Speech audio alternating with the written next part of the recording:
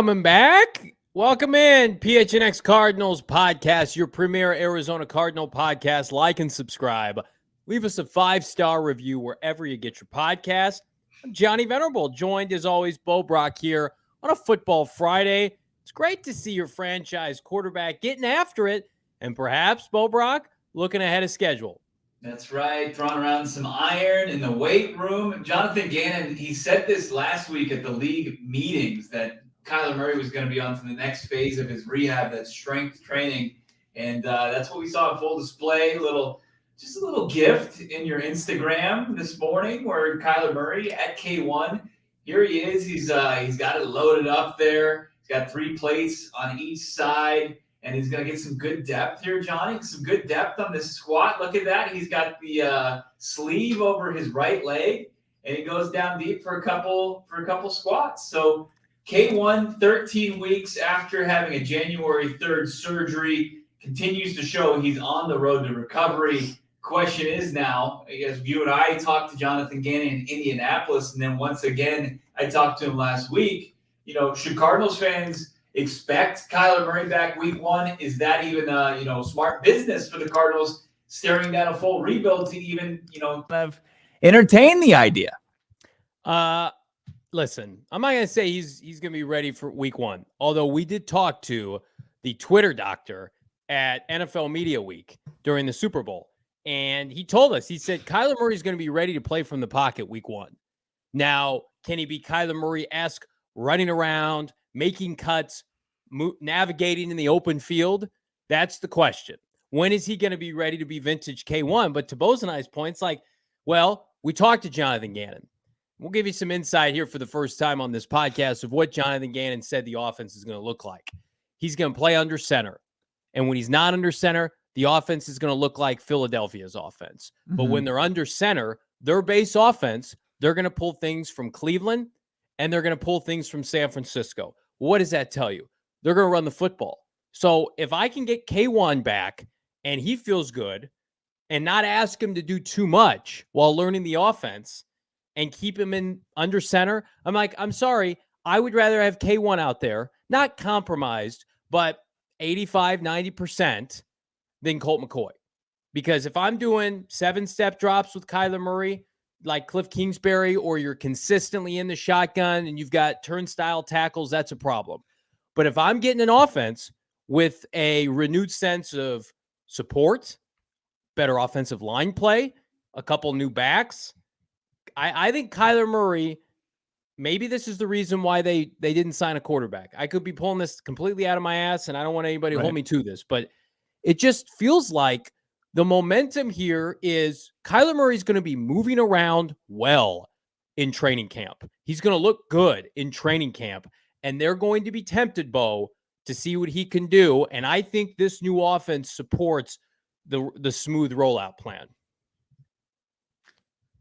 I don't disagree with it. I'm still doubtful that Kyler is going to be going in week 1, as are you. And, Jonathan Gannon told us straight up, he's got to be 100% mentally and physically. And you're saying, what's the mental aspect to it?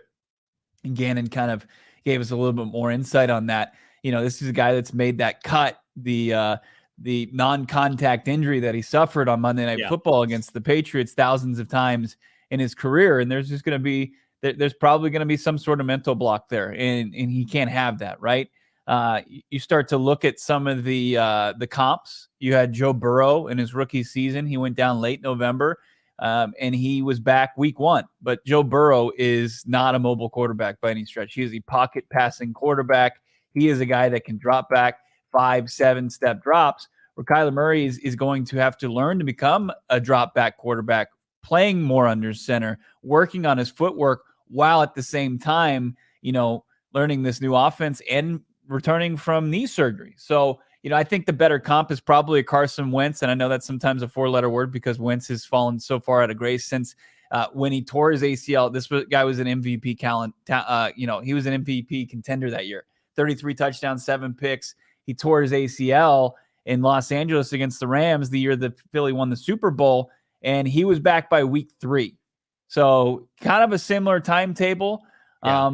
And when you look at, to your point, as far as the quarterbacks that the Cardinals have decided to kind of move forward with instead of dabbling on the free agent market, it kind of tells you like they're looking at these quarterbacks to provide a backup quarterback amount of games, right? And I'm talking like 3 to 4 games. So, yeah, there was the early timetable before surgery, I think, where they were saying October.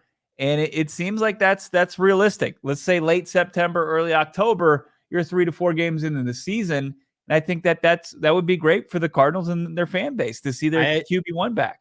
And let me reiterate, because Jalen Blair brings up a good point. And yet everything that we've been told by Gannon and Cardinal officials is they are going to be kid gloves, extra precautious. And it won't be Kyler Murray telling them I'm ready.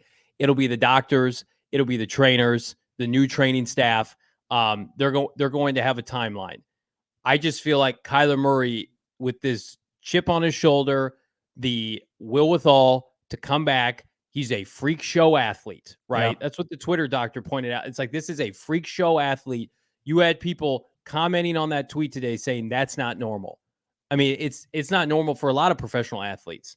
I think, and this is just my guess, Kyler Murray's going to force the issue. He may not do it week 1, but he's going to force the issue. And for the people that, suggested he'd be back November, December, or maybe miss the whole year, like what reality are you living in?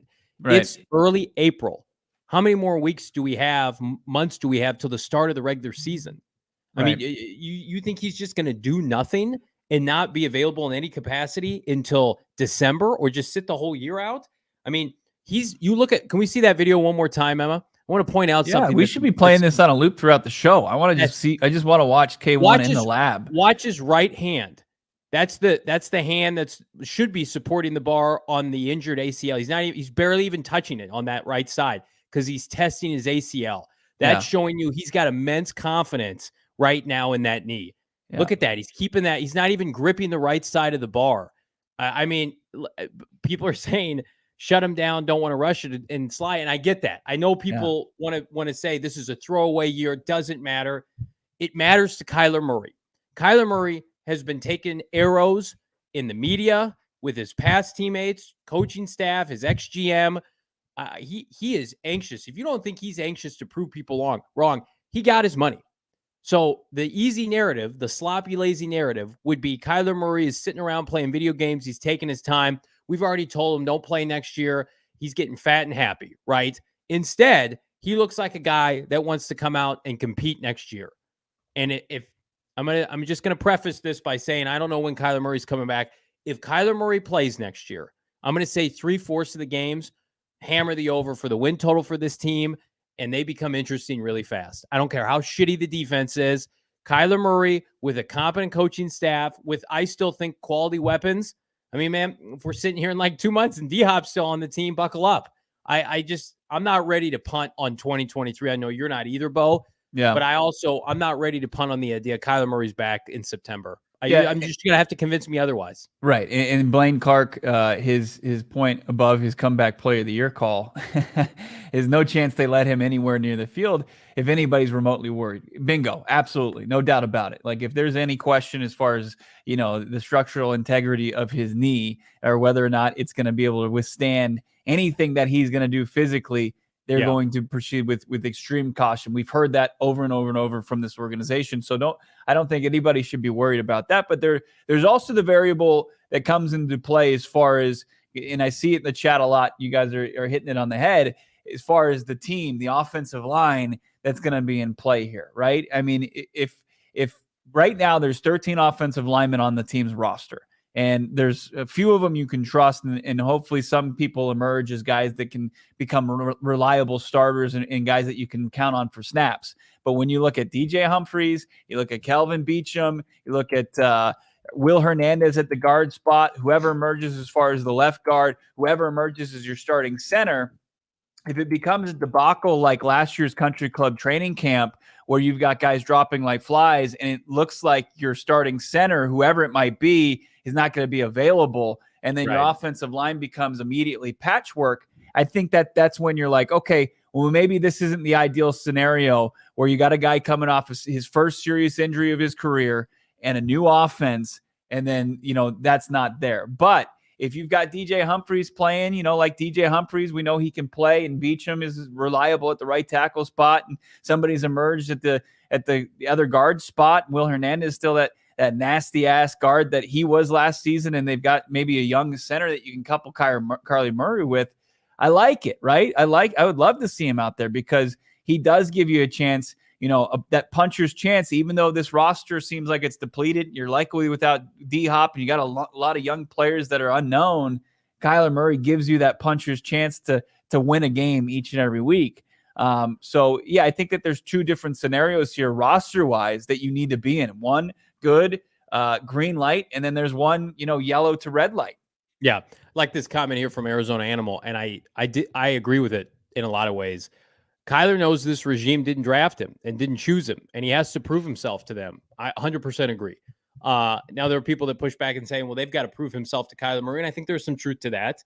But I think every day you get to be around Jonathan Gannon and Monti Ossenfort, you're blown away by the kind of people and professionals that they are compared to what the Cardinals had prior. And I'm not insinuating Cliff Kingsbury wasn't a professional, but we've had our issues with Steve Keim, obviously, and Cliff Kingsbury appeared to be in over his head. And so Kyler Murray, to me, has an opportunity to come out and say, hey, guys, this is my job. This is my job. I'm the franchise quarterback. The roster's thin right now, and it's up to me to get these young players up to speed, to be the leader that everybody, hopes that I can evolve to. The work ethic piece, like, you don't think he's hearing that? Talking about study habits and getting ready to go. I mean, it would be easy to succumb to just sitting back and counting your stacks of money, and he's not doing that. So I think everybody's got a chip on his shoulder from Gannon, Ossenfort, Kyler Murray, a lot of these ex-Keim draft picks that want to prove themselves. Throw Kyler Murray in that camp. There has not been one singular player that's been raked over the coals as much, for better or worse, than Kyler Murray has been over the last calendar year. Some of it to his own doing and some of it not. Some of it is out of his control. But what isn't his control right now is to come back as, for a team that is now projected to win the second least amount of games in the NFL. Kyler Murray reinserts the issue and himself into the lineup September, early October. We're riding. We're buckle up real quick because this team becomes instantly viable in this trash heap of an NFC conference. Especially when you see a lot of people are putting their best quarterbacks in the NFC list together, and it's just downright disrespectful. I mean, a lot of the people that are doing it, they wear clown shoes to work.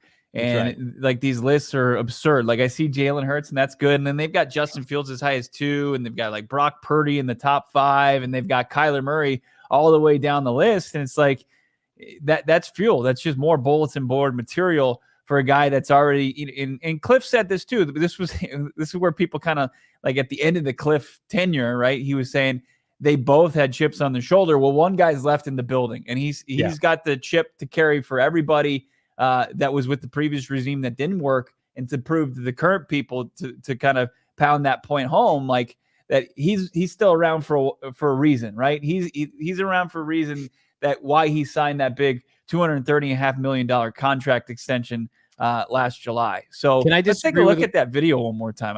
We have to. Might as well, right? Look at this. Yeah. Just getting in there. Johnny, when was the last time you were on the squat rack?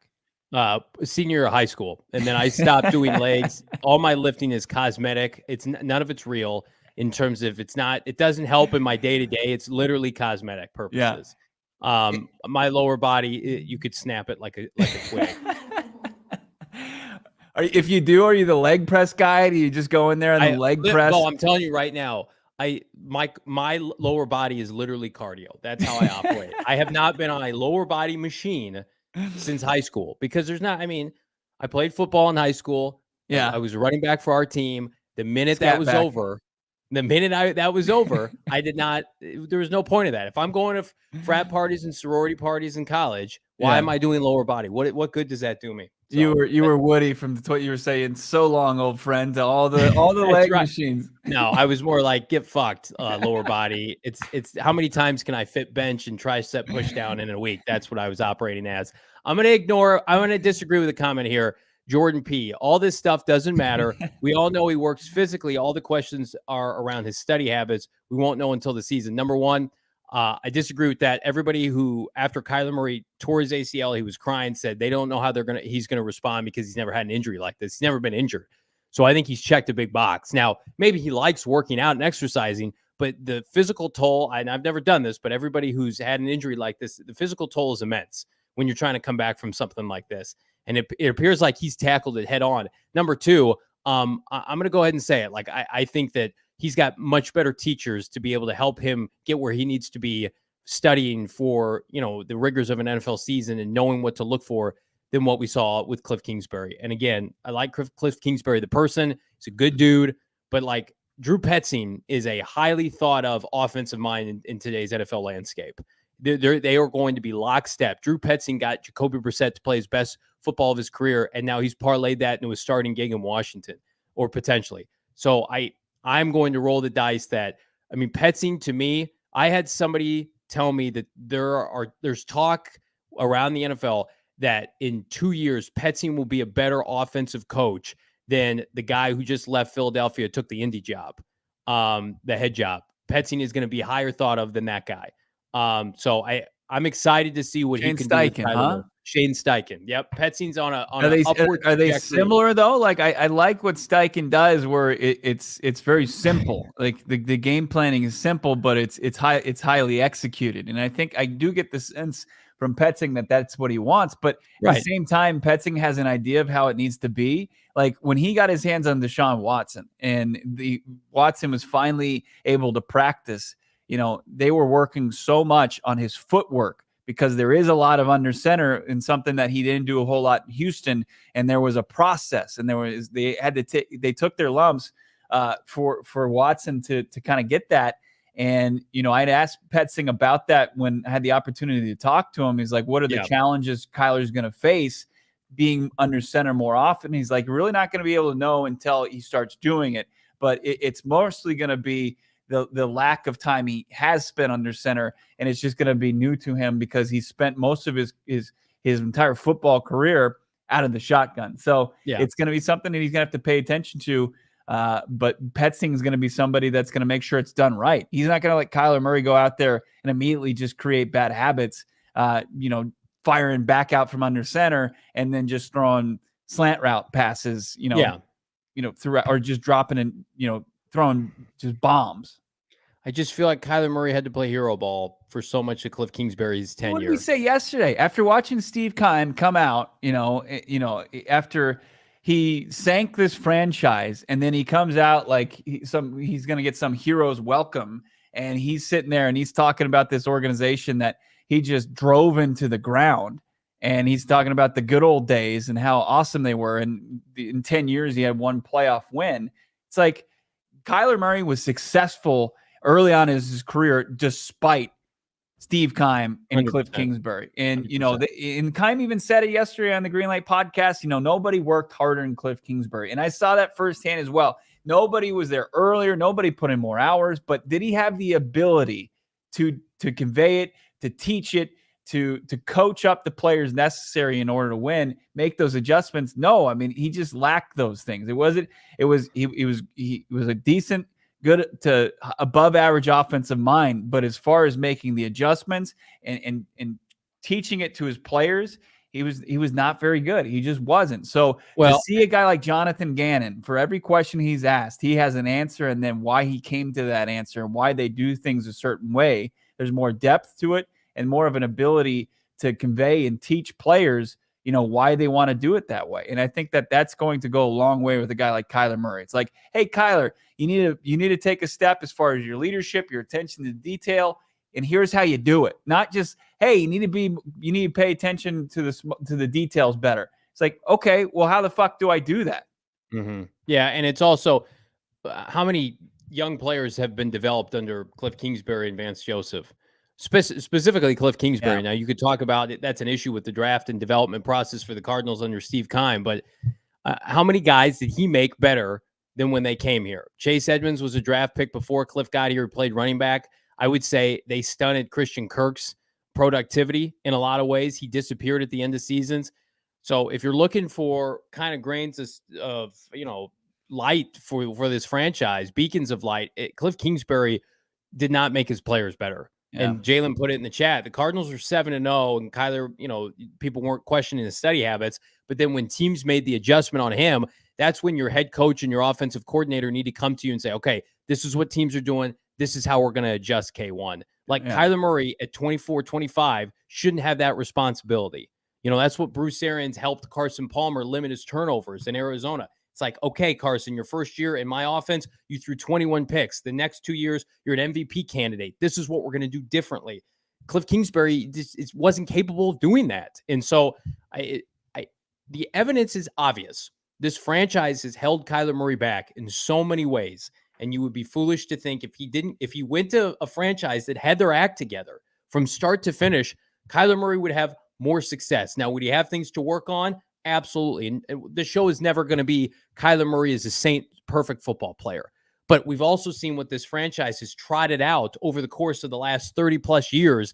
If you can't see that Kyler Murray is immensely more talented than 99.9% of the guys and gives this team a really good chance to win, I don't know what to tell you. You're watching all these teams feverishly try to trade up for a kid that completed 52% of his throws at Florida and have to talk themselves into that, have to talk themselves in to Bryce Young and CJ Stroud. Look at the Trey Lance stuff. They show there's one video of him throwing a tight spiral. It's like Kyler Murray has been throwing a prettier ball than that his entire career. And people forget that. And, I think Colin Cowherd, when we had talked about when the Lamar Jackson stuff started to kind of take off and it came out that he had requested a trade and somebody had just approached us, would you trade for Lamar straight up? Colin Cowherd was faced with the same question. And he's like, I would take Kyler. He said it's close. It's tough because Kyler's ability to throw the football. He throws probably the prettiest ball in the league.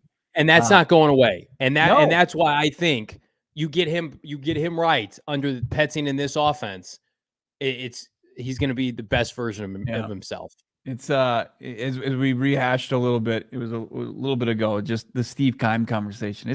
It's laugh out loud funny that he's going to be a part of draft coverage for some media organization. That somebody said this guy who had 2 first rounders out of 9 sign extensions. This is going to be he's going to be a good analyst.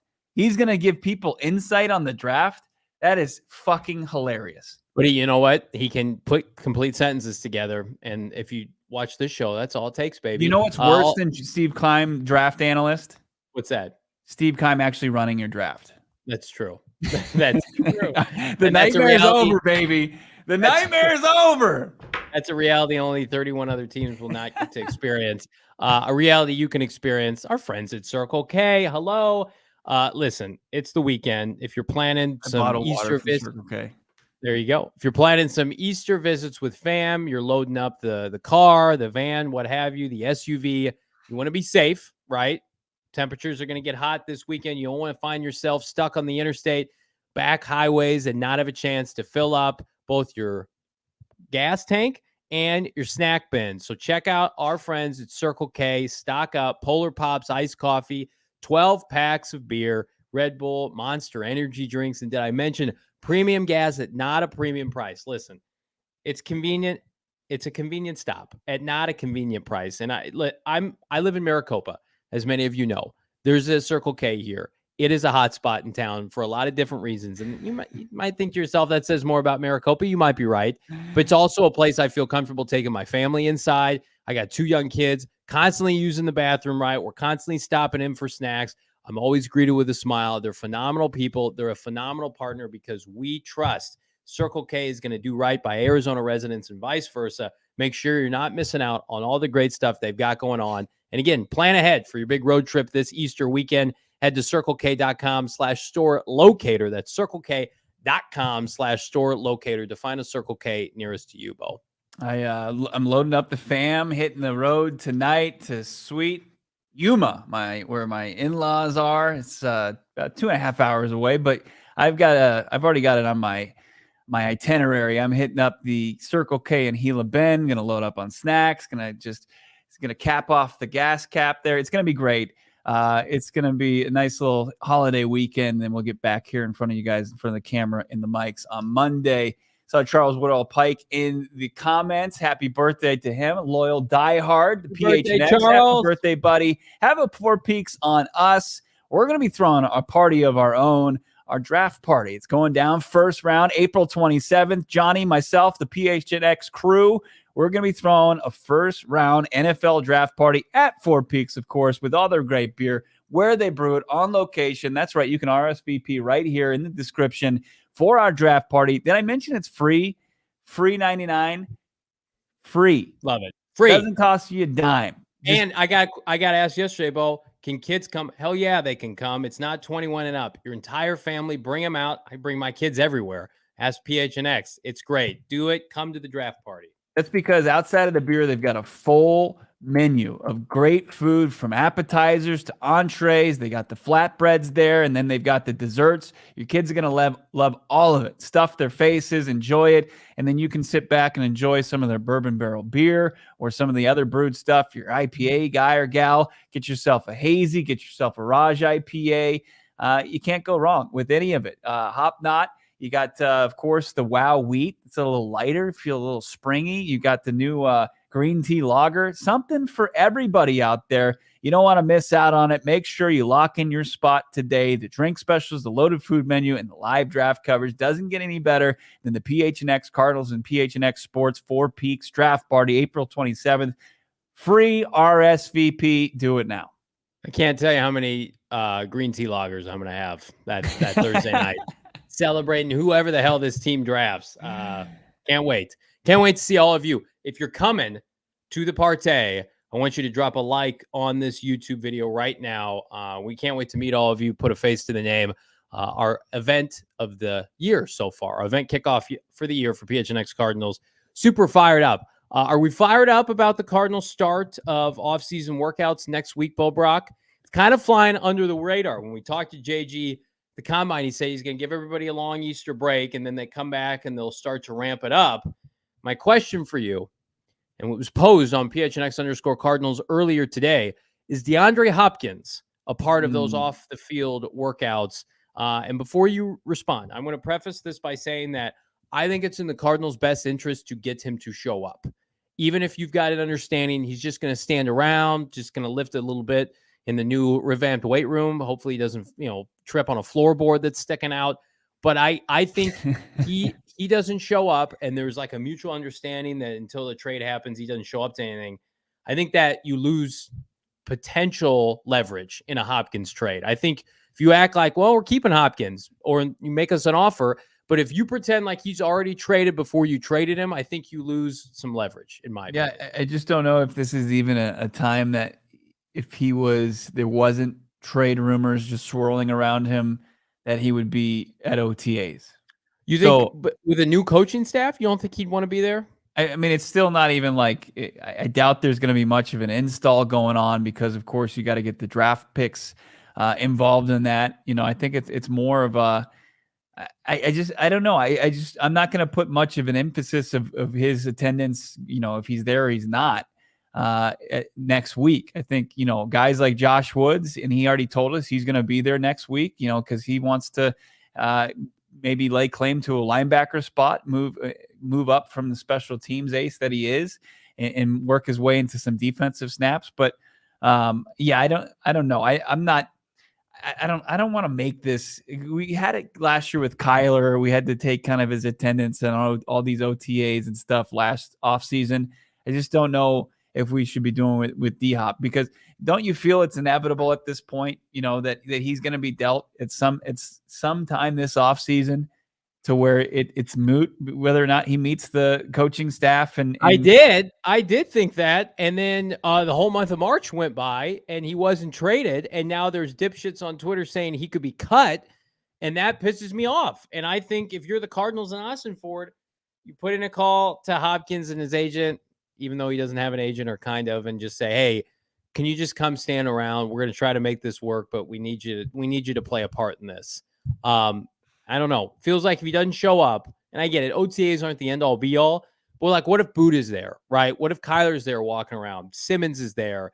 DJ Humphries is there. Like, a large stretch of the team is there, and then Hopkins isn't there. And it's like, why isn't Hopkins here? Oh, because they're moving on from him regardless of the compensation. Yeah, well, I do want to just kind of do this I did not think we would have to be in a position to see, well, is Hopkins coming to OTAs or not? Because I thought he would be traded in March because he was supposed to be traded in March. Mm-hmm. Yeah, I don't know. I'm excited to see. It is probably just going to be mostly workouts. Just kind of this because we've heard a lot about who these coaches are. Of course, Gannon himself. Just see him get with the players and see what that looks like for the first time ever. I just don't know if I have no clue either way if Hopkins is going to do it. But now it's a little different day and age. You can obviously hop on a plane and be there from Houston or Dallas, wherever he might be, and get to Phoenix in a couple hours. So it's quite possible he could jump on something, Monday night and be there for a Tuesday workout. Just if this was the old regime, maybe there's an understanding they could blow it off. But like Hopkins has never worked with Gannon and Ossenfort. Like, when you have the substitute teacher. Was it, I think the veterans under the last coaching staff, there was an expectation of like the 19 practices, they needed to be at like a third of them. Yeah. This is just when the new teacher shows up or the new boss, you could perk up a little bit. So the Arizona Cardinals get an extra session of OTAs because of a new coaching staff. So, you're still going to have time to get these guys up to speed. And, Hopkins has done it. He did it during a COVID season, coming over to a new organization. He was able to kind of get up to speed. So he's not a guy that I don't think that they should have an issue getting incorporated if it gets to that point and he's going to be wearing a Cardinals uniform to start the season. Maybe they trade him this weekend and they don't even have to discuss it. Blaine Clark asking the question everybody wants to know. Real question is, will they have new practice unis? God, that'd be fun, wouldn't it? Those old practice uniforms, can I just say, they might be worse than the actual jerseys. Those like mesh, those white with the red on the shoulder, those are so bad. So you want them to even update like the practice uniform? They had their walkthrough ones were nice, the gray ones. Yeah, those are fine. But I don't even think they're going to be wearing jerseys at this start of OTAs. When they're in the weight room, they're just wearing shirts and sweatshirts. I thought the Cardinals social media tweeted out like the numbers for the new players. And they had it's on the old jersey templates. So it's just like, is it coming anytime soon? I mean, Kyle reported before the draft. When's this happening?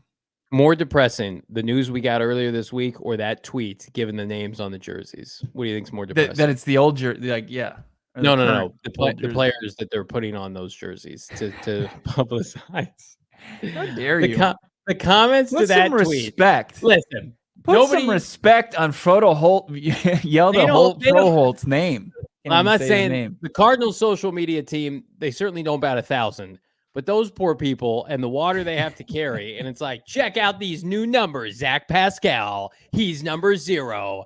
And they're like, get these new jerseys, blah, blah, blah. Jersey numbers are locked and loaded. And people in the comments are like, I don't know who the fuck any of these people are, Cardinals. Maybe hold off on these new uniform number announcements, okay? Oh, my God. Go find the tweet if you can. It's pure comedy scrolling through the replies. See Blaine saying 17th, the release date. I wonder where he's getting that from. Where are you getting that? Are you just speculating? I've heard that too, but not from so 10 days before the drive. Yeah, we mentioned. What's up? We talked about it. We thought it would be that week. Are you able to purchase these new player jerseys?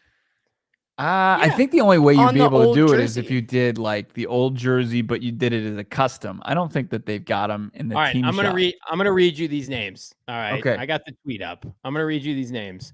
I'm gonna know who they are. Okay. If I read you the last name, you got to tell me the first name. Okay. We do this for a living, and if Bo can't do this, then how are the fans gonna do this? All right.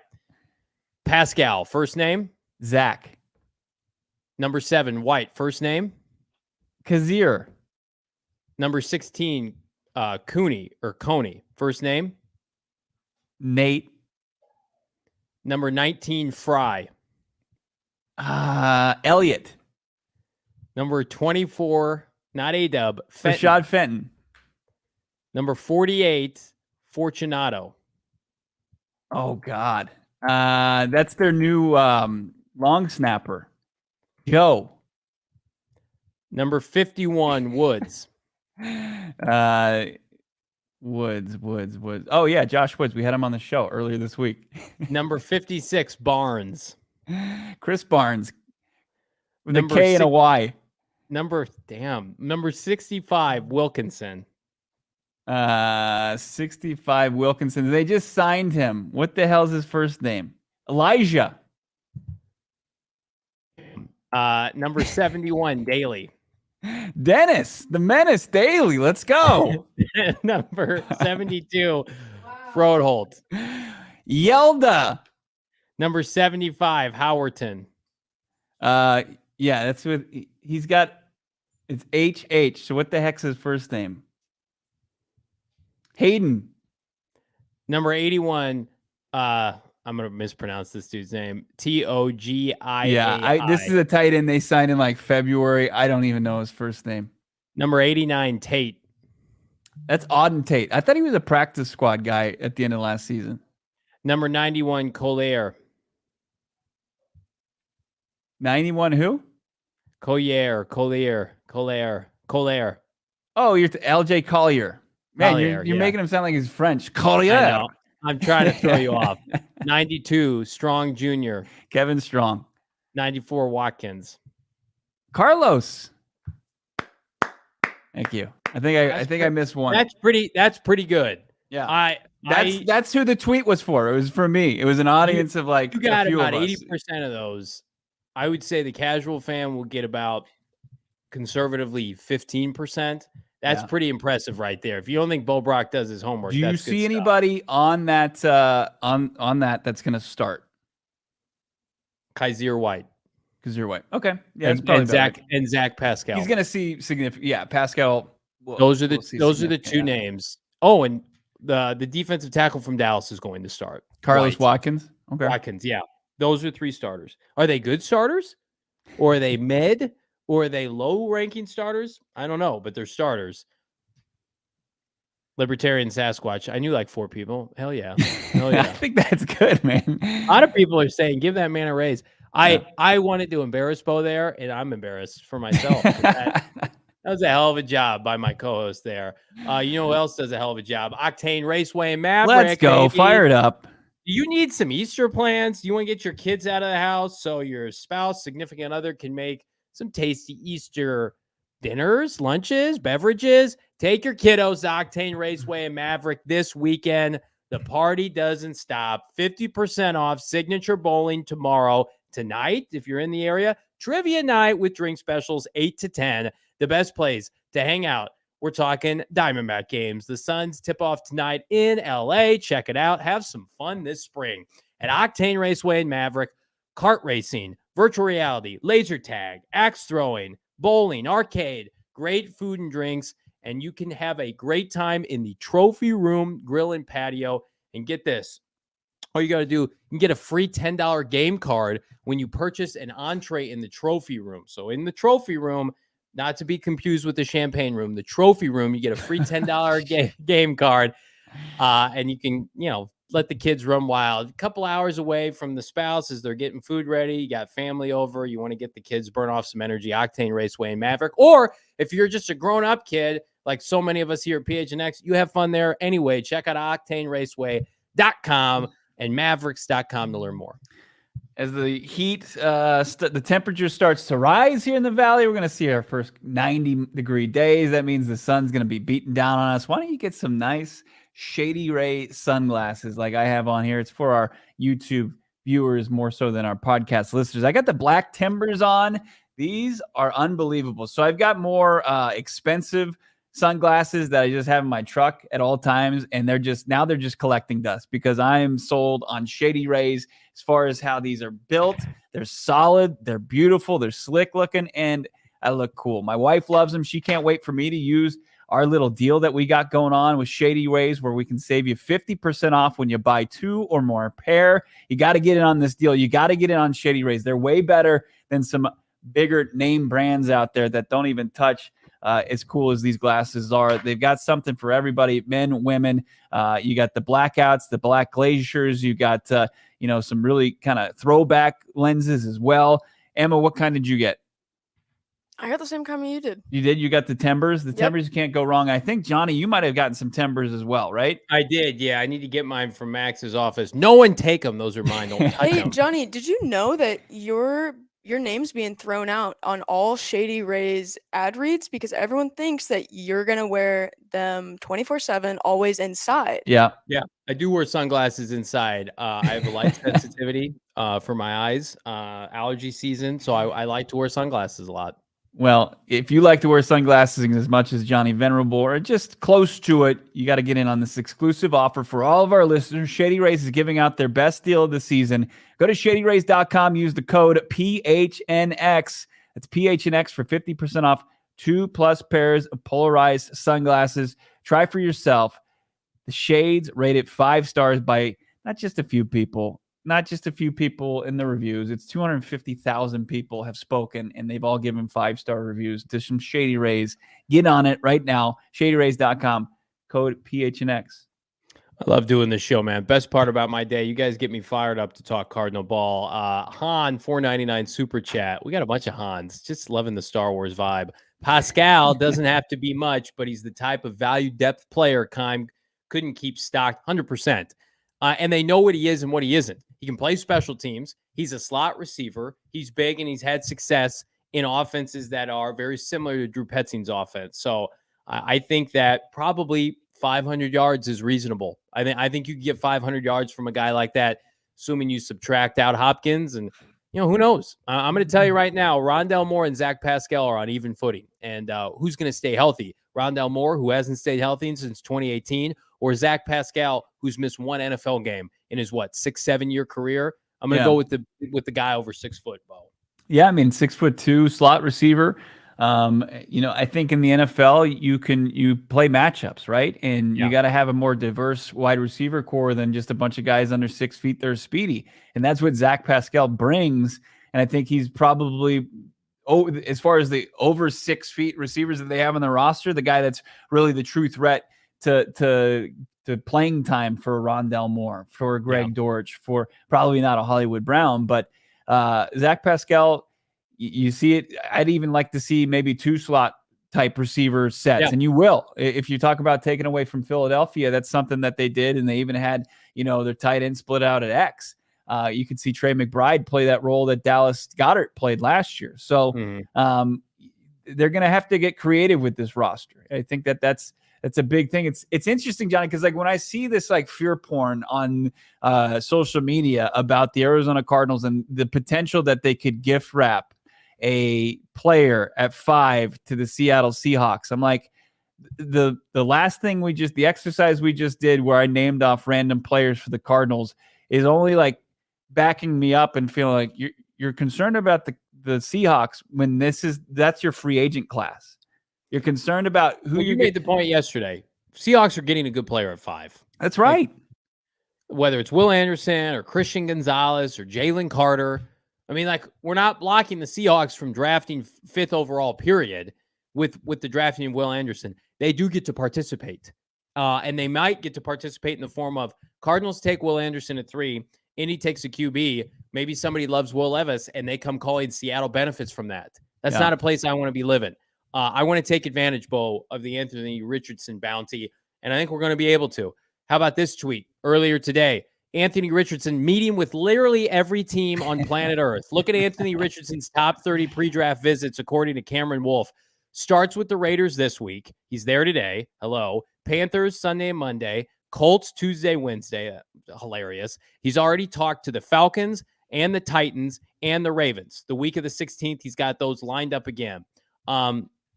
Just make us an offer. Can we do it before the draft, though, please? Let's get this going.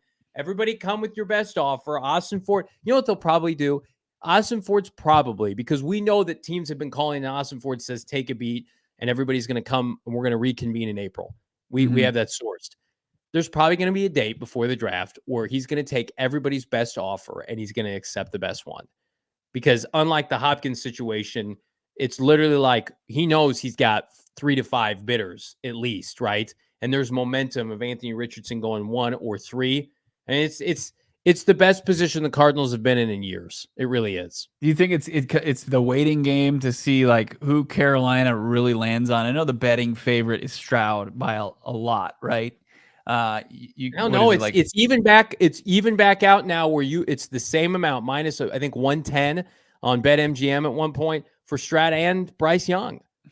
So that's interesting. I mean, does Houston, like, what do they do? Are they kind of the linchpin to this, like to the Cardinals? So they might push it to draft night, right? Where they have to hold on and have those deals in place, and you know what the ballpark or some structured deals are going to look like, and who you're going to be taking phone calls while you're on the clock from. It's like 10 to 12 minutes you get, and Monti Ossenfort's going to have to know, who's going to be the one, the GMs he's going to want to have on the phone and talking to at that point. But like, I'm just not in the mindset of like, I'm more excited about the players the Arizona Cardinals are going to draft and develop than like, oh man, oh shit, we can't do this because you'll give Will Anderson to the Seahawks or you'll give them Anthony Richardson. Like if the Cardinals, if they added Will Anderson at 3 tomorrow, and then they played the Seahawks, they probably still get their asses kicked because they're probably starting David Blau or Colt McCoy at quarterback and the free agent list that we just ran down. Like, you got a long way to go. And the way that you get there quicker is you trade down from 3. You get a pick in the first round. You get maybe multiple picks this draft. And then like I'm almost damn sure in saying they're going to get a future 1 for the 3rd overall pick. So, and we're hearing that this draft isn't that talented. So why not get some extra picks the next offseason and start, get some good guys this year and then really ramp things up next offseason. I'm going to make a prediction right now. There is 0 chance that the Cardinals don't trade down from 3. You can hold me to that. I'll eat a shoe on this show. They are trading down. Espo already did that, and he ate like a cake shoe. Are you are you committing to a real shoe? I don't know. I'll do something different. I have no belief that they're going to pick at 3. None at all. Because we know how they feel about this draft, maybe. We know how they feel about Will Anderson, and we know how they feel about the 53-man roster. So you just start to add these pieces up together, and it's like they want more picks. They want to fill this out. They want young talent. And I'm also here to tell you, like, I don't think it's a likelihood, but like, what if they traded from 3 to 4, Bo, and they still didn't take Will Anderson Jr.? Like, that's also a possibility that could happen. They could take Christian Gonzalez or the kid from Illinois, Witherspoon, 4th overall. I don't think that's the favorite, but I think that's a conversation they would have. And if you want to see Cardinal Twitter light ablaze that night, that'd be not a good thing for our business and what we do. We were on the Prime on Sports daily talk show, right? Master Tess is the host of that, and he kind of pressed this on it, right? And you couldn't do it. You couldn't commit to Will Anderson. No. And, we'd said that the likelihood of the trade down is very real. But if you're asking us to stick and pick, that doesn't feel like it's Anderson, right? It doesn't. It doesn't feel like it's Anderson for a lot of different reasons, and it makes me sad. I love Will Anderson. I think he's a great player and a great person. I would take him. Again, I would take him. Bo would take him. We don't think the Cardinals are going to take him. Nicholas in the chat, you guys think Jeffrey Simmons from Tennessee is an option, even though he signed his extension 0.000% now. Because you can't move him now. There's too much guaranteed money. Why would he sign and then be traded? So if you haven't seen Jeffrey Simmons, the standout defensive tackle that wanted a new contract, is not coming to Arizona as a part of the 11th overall pick. He's staying in Tennessee. So if the Cardinals trade with Tennessee, much like Bo and I predicted, Cardinals just want picks. They don't want your players. They want their own players through the draft. They don't want veteran players that they immediately have to pay, Bo. Yeah, like what is he, 25, 26? He's a controllable defensive tackle that plays at a high level when he's healthy. It's just like, why, Tennessee might be staring down a rebuilder of their own, and those are the type of players that you keep around, right? It's like, we're not talking Josh Allen here, and that's not a knock on Allen. It's like Jeffrey Simmons is one of the best defensive tackles in the league. He just is. Yeah. So Tennessee was smart in keeping him in Nashville. So that good player. But does that, I just don't think that was ever part of any potential deal. I think Tennessee still, like when you think about the trade up candidates, we're still there, right? For 3, I think Vegas, very real, right? Indianapolis at 4, very real. Tennessee, and then Seattle, who would have the quarterback tax potentially and the in-division tax. That would be almost tough to overcome. But you've got some options there to trade down with. There's no tax. Go to gophnx.com. Read the work of our many talented peers. 90% of the articles at gophnx.com for free, just like our draft party. Check out the recent work from our guy Howard Balzer. Promo code Howard, HOWARD, talking about the Cardinals not coming away looking well after this week with Michael Bidwell and company. But again, become a diehard, as Bo mentioned, 20% off all of our events that you do have to pay for, but you get a huge chunk off, as well as a fresh hat or t-shirt from the PHNX merchandise locker every single year. You're a part of the locker, friends. Come and join the community. Kick it off with us, the 2023 NFL Draft Party at Four Peaks in Tempe. You will not be sorry that you did. Yeah, you can come and say thanks for sending me to more furniture to get my living room dialed in, my bedroom, my kids' rooms, my dining room, and I took advantage of that spring savings event. You can unlock free white glove delivery at $9.99, under $1,000. You get that free white glove delivery. Spring savings events going on at More Furniture, deals in every room, plus free white glove delivery. You don't want to miss out on it. Easter weekend, they've got up to 72 months. Zero financing. That sounds good. You don't pay anything as far as interest rate on your financing. You can shop hundreds of items for less than $45 a month, and you're not paying anything on top of that. Spring savings is going on at More Furniture. Dial in everything from your living room, bedroom, dining room, your kids' rooms. I don't know why on the website they say youth bedroom. That's my one sticking point with the More Furniture. Office and entertainment room and mattresses. You can get it all and save big on it. Best place in the valley to do so. Morefurniture.com. That's morefurniture.com. Bo, are you bringing any recording equipment just in case Hopkins news breaks this weekend? Look at that. Always working. He knows all the players. He knows all the practice squad players. He's working on Easter, as am I. Should we get any news with this godforsaken team that we just love so much? We love all of you as well. Like and subscribe. Subscribe to PHNX Cardinals podcast wherever you get your podcasts. Which merch do you have on today? Is that the Coyote shirt? Yeah, this is one of my favorite tees. You got to update it. You got to get the new one. PHNXlocker.com. All right, man. I'm going to get it. I'm going to get that. I'm going to get most of my wardrobe is PHNX clothing. Yeah, so that I pay for myself. I got my new BetMGM hat, which I love. It's trying to be a vibe. I'm trying to wear bright, vibrant colors here as we get to the spring and beyond. Yeah, it's a good time. Check out the merchandise locker. The new Slim Valley Reaper shirt. That's got some great color to it. You got to check. And well, the new Coyotes one too is I love that we're dabbling in some great colors. You know what we're gonna add? We're gonna add PHNXlocker.com. We're gonna add it. Everybody have a great weekend. Everybody have a great holiday weekend. You get together with some family, some friends, have an awesome time. And then we're going to be back Monday. We actually have practice to talk about, I believe, on Tuesday. Haven't sent out the time. Is that open? Can you go and hang out? I'm going. You can't. You got to have a credential to get in there. You could probably pull one. Emma could probably, definitely. They would welcome Emma back immediately. You might not, but it's going down next week. And we continue, yesterday was 3-week countdown. So we're getting closer and closer to the draft season. We're going to have some great draft content headed your way. Make sure you are subscribed to PHNX_sports on YouTube and you have those alerts set. So anytime we drop something, it's coming your way. But in the meantime, have a great weekend. We will talk to you Monday unless something breaks between now and then. For Johnny Venerable, Emma, I'm Bo Brack. See you guys soon.